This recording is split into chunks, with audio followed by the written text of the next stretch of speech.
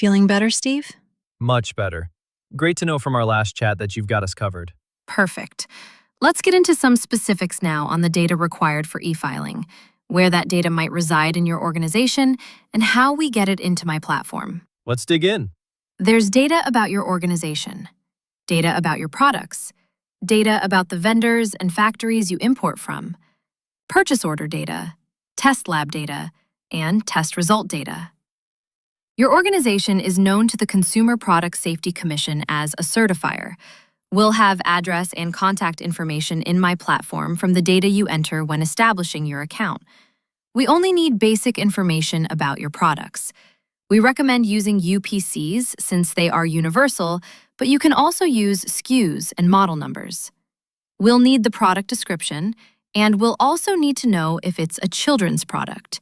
Children's products are certified using a Children's Product Certificate, or CPC, and non-children's products are certified using a General Certificate of Conformity, or GCC. Regarding the manufacturers you import from, do you buy from vendors with multiple factories or directly from factories? We actually do both, sometimes factory direct and sometimes through a vendor. No problem, that's very common. We support having vendor and factory data, and we consider the manufacturer to be a combination of that data when appropriate. If our vendor produces our finished product at more than one factory, do we need to account for that? Great question, Steve. Yes, you need to certify your product for each factory where the finished product is produced. Next, there's the purchase order data for your vendors and factories, where we'll need to know the products and shipment dates. We'll pause here to discuss the potential sources of the data we've discussed so far. We have clients that use ERP systems, such as SAP, where all product, vendor, factory, and purchase order data lives. We have clients that have different data systems for each of those data categories, and we have clients that use spreadsheets for some or all of those data categories. That's great to hear, Rexi, since we don't have one data platform for everything, and some of our data is in spreadsheets. No worries. We work great with organizations just like yours when that's the case. We work together to identify the data sources, assure all necessary data is available, and set up data exchange methods.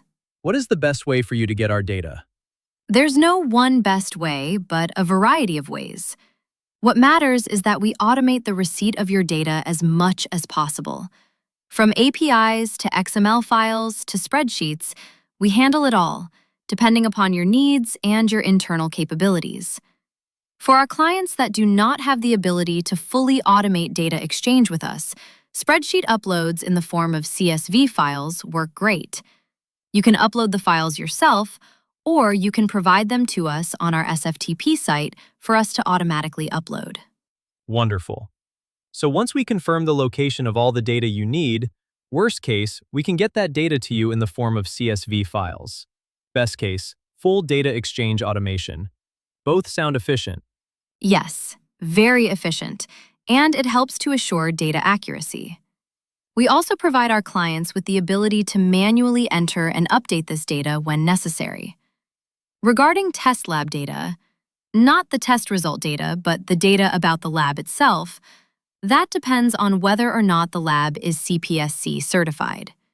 If CPSC certified, I already have that data in my platform. Most of our clients use only CPSC certified labs. If the lab is not CPSC certified, you would enter address and contact information for the lab one time in the platform. Remember that CPSC certified labs must be used for children's products.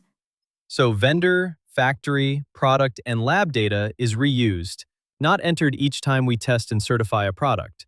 That's right, Steve. Finally, there's the test result data. As we've discussed before, that's just a list of the passing citation codes.